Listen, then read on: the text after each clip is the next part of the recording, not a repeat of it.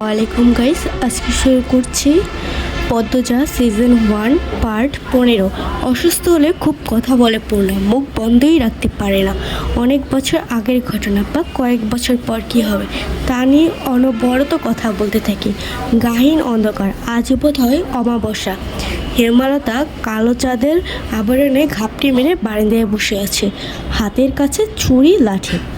গত 3 দিন ধরে ঘরের পাশে পায়ের আওয়াজ শোনা যাচ্ছে। তখন ঘরে মোর্শেদ ছিলেন, আর যাই হোক পুরুষ তো, তাই সাহসও ছিল বুকে। আজ মোর্শেদ নেই, মুন্নাকে দত্তক নিয়ে বাড়িতে আনায় তিনি ঝগড়া করে বাড়ি ছেড়েছেন। কবে ফিরবেন ঠিক নেই, আজ কিছুতেই ঘুমানো যাবে না। অনেকক্ষণ হলো কেউ আসছে না, চোখ বুজে আসছে হেমলতার। সারাদিন অনেক খাটুনি গেল। কাদামাটিতে ছপ ছপ শব্দ তুলে কেউ আসছে। হেমলতা সতর্ক হয়ে ওঠেন, শক্ত করে ধরলেন লাঠি ছুরি। পায়ের শব্দটা কাছে আসতেই তিনি বেরিয়ে আসেন। অন্ধকারে মুখ পরিষ্কার নয়, আন্দাজে ছুরি মারেন হাতের লাঠি। লাঠিটা বেশ ভালোভাবেই পড়ল। সামনে থাকা ছায়াটির ওপর হতভাগা আর্তনাদ করে বসে পড়ল মাটিতে। ততক্ষণে পেছনের ছায়াটি দৌড়ে পালালো। প্রথম যেন পালানোর চেষ্টা করলো, হেমলতার জন্য পেরে উঠল না। তিনি আরেকটা লাঠি নিয়ে আবার আঘাত করতে বসেন। তার দৃষ্টি থেকে যেন আগুন মনিত হচ্ছে। আহত ব্যক্তির আর্তচিৎকার শুনে বাড়ির ভেতর থেকে ছুটে আসে সবাই। টর্চের আলোতে চারদিক আলোকিত হয়ে যায়। হেমলতার স্বাভাবিক ভঙ্গি নিয়ে দাঁড়িয়ে আছেন। তিনি যেন জানতেন এই ছায়াটারই আসার কথা ছিল। আজই শুটিং দলকে বাড়ি থেকে বের করবেন, তবেই শান্তি। ওই হুল্লোড় শুনে পদ্মজা, প্রেমা, মুন্না বেরিয়ে আসে। মুন্না ঘরেই রইল। চোখের সামনে ডিরেক্টর আবু জাহেদকে দেখে চমকে গেল পদ্মজা। আর ঠিক তখনই কোথা থেকে যেন আগমন ঘটল মোর্শেদের। আবু জাহেলকে আহত অবস্থায় দেখে সবাই চমকে গেল। তার কপাল বেয়ে রক্ত ঝরছে। ফার্স্ট এড বক্স আনতে একজন দৌড়ে যায় বাড়ির ভেতর। লিখন কিছু একটা সময়ের জন্য থমকালো। আবু জাহেলের ক্ষতটা ব্যান্ডেজ করার পর তাকে একটা চেয়ারে বসতে দেওয়া হয়। হেমলতা এক হাতে লাঠিতে ভর দিয়ে স্বাভাবিক ভঙ্গিতে দাঁড়িয়ে আছেন। লিখন বিস্ময় নিয়ে প্রশ্ন করলো, কি হয়েছিল? আপনি ওনাকে আঘাত করেছেন কেন? হেমলতা স্বাভাবিক কণ্ঠে বললেন, এই অসভ্য লোক আর 4 দিন ধরে মাঝরাতে এখানে ঘুরঘুর করে, তার উদ্দেশ্য খারাপ। লিখন চোখের কোণ দিয়ে পদ্মজাকে দেখে আবু জাহেদকে প্রশ্ন করলো, উনি যা বলছেন সত্যি? আবু জাহেদ কম করে উঠল, এখানে আমি আজই প্রথম এসেছি। হুট করেই উনি আক্রমণ করে বসলেন। কি ব্যথা, কপালে হাত রাখল সে। হেমলতা প্রতিবাদ করলে ধীর স্বরে, ভুলেও মিথ্যে বলবে না। আবু জাহেল কিছুতেই তার উদ্দেশ্য স্বীকার করল না। তর্কে তর্কে ভোরের আলো ফুটল। হেমলতা কঠিন করে জানিয়ে দিয়েছে আজই এই বাড়ি ছাড়তে হবে। হেমলতার সিদ্ধান্ত শুনে দলটির মধ্যে আতঙ্ক ছড়িয়ে গেল। তীরে এসে নৌকা ডুববে নাকি? সিনেমার শেষ অংশটুকু এখনও বাকি। শর্ত অনুযায়ী আরও 10 দিন সময় আছে। দলের একজন বয়স্ক অভিনেতা এই সিদ্ধান্তের প্রতিবাদ করলে হেমলতা জবাব দিলেন, আমার 3টা মেয়ে নিরাপত্তা দিতে পারবেন? একটা পুরুষ মানুষ রাতের আধারে যুবতী মেয়েদের ঘরের পাশ দিয়ে ঘুরঘুর করবে কেন? কিসের ভিত্তিতে? কাউকে কথা বলার সুযোগ না দিয়ে সবাইকে লাহারি ঘরে চলে গেলেন হেমলতা।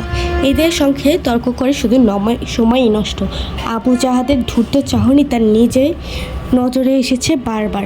প্রথম রাতে পায়ের আওয়াজ শুনে চিনতে পারেনি। পরদিন সন্দেহ তালিকা থাকা 4-5 জনকে অনুসরণ করে তিনি নিশ্চিত হন। রাতে কে লাহারি ঘরের পাশে হেঁটেছিল। ঘরের ডান পাশে পলিথিন কাগজ দিয়ে ঢাকা তুষের স্তূপ রাখা আছে। অসাবধানতা আবু জাহেলের কাদামাখা জুতো তুষের স্তূপে পড়ে যায়, তাই তুষ লেগে যায় জুতায়। হেমলতা বাড়ির বারান্দায় সে জুতো জোড়া দেখতে পান। তুষ বাড়ির আর কোথাও নেই, তাই ব্যস্ত হয়ে তুষের স্তূপের কাছে এসে দেখেন একজোড়া জুতার ছাপ। সেই জুতা যখন আবু জাহেদ পরল, তখন তিনি পুরোপুরিভাবে নিশ্চিত হলেন শিয়ালটা আসলে কে। শুটিং দলটার মধ্যে একটা হাহাকার লেগে গেছে। বেশ কিছুক্ষণ তারা নিজেদের মধ্যে আলোচনা চলল।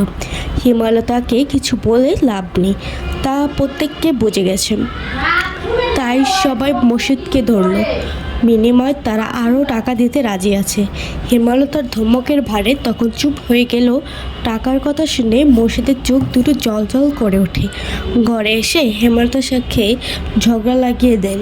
হেমলতা প্রথমে কিছুতেই রাজি হননি, তবে সেসব নিজের সিদ্ধান্তর অনড় থাকতে পারলেন না। দলের কিছু ভালো মানুষের অনুরোধ ফেলতে অস্বস্তি বোধ করছিলেন।